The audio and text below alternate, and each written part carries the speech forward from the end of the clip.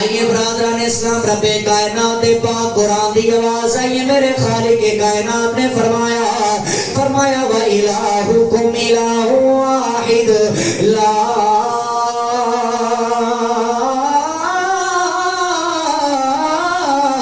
إِلَٰهَ إِلَّا هُوَ الرَّحْمَٰنُ الرَّحِيمُ۔ اگر میں مزید قرآن نو پڑھتا جاواں اس رب دی توحید دے کیا کہنے اور رب کائنات ساری کائنات نو پالن والا او پاک پروردگار کرم فرمان والا او دی شان او دی قدرت دے کیا کہنے آؤ 29واں پارہ کھول کے شروع تو پڑھنا شروع کر لے اور رب اعلان کر دے تبارک الذی بیدہ الملک وہو علی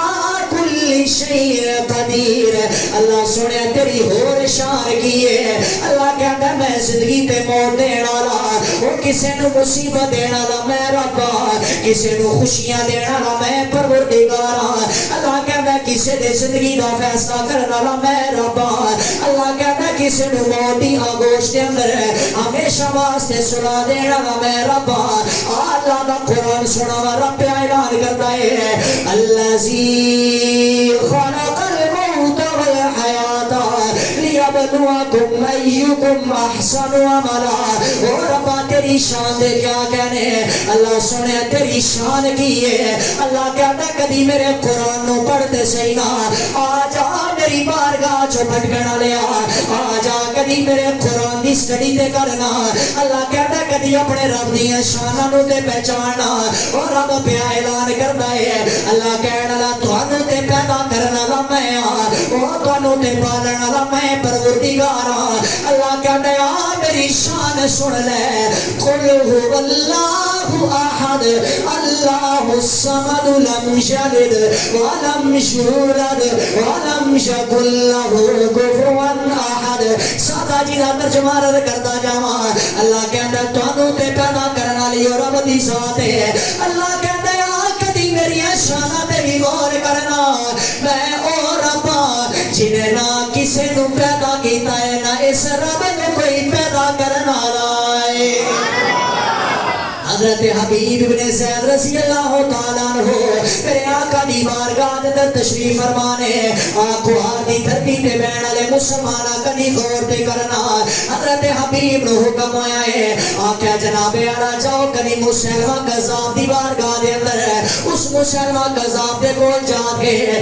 رب دی توحید دا اعلان تے کرنا۔ حضرت مسلمہ نے علم پکڑائے چل دے جا رہے نے اس مسلمہ قذاب دے کول پہنچے نے رات اکرم واسطے توجہ کرنا اے حبیب ابن زید جلو پہنچے نے اور مسلمہ قذاب دی کنڈیشن کی ہے اور دی جناب اعلیٰ بولے کول جڑا ہوتا ہے آکے سب تو پہلے انہوں سجدہ کرنا ہے آکے انہیں سامنے اپنا متھا ٹیکنا ہے اور جدو میرے نبی دا غلام چلدا اے مسلمہ قذاب دے سامنے پہنچے حبیب ابن مظاہر جناب حبیب ابن زید نے سجدہ نہیں کیتا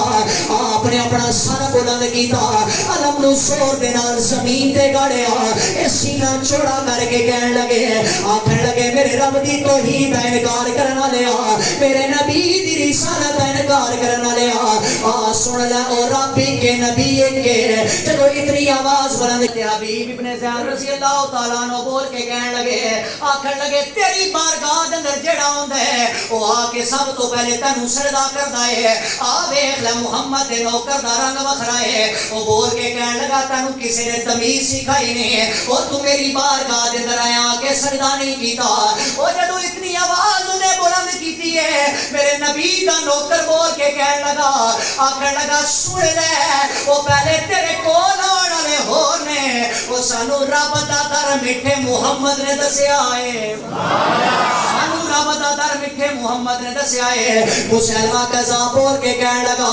آکھنے لگا تیرا رب کون ہے اور تینو پالن والا کون ہے میرا عقیدہ میرا ایمان میرا وجدان کہندا ہے اے حبیب ابن زید بول کے کہندے نے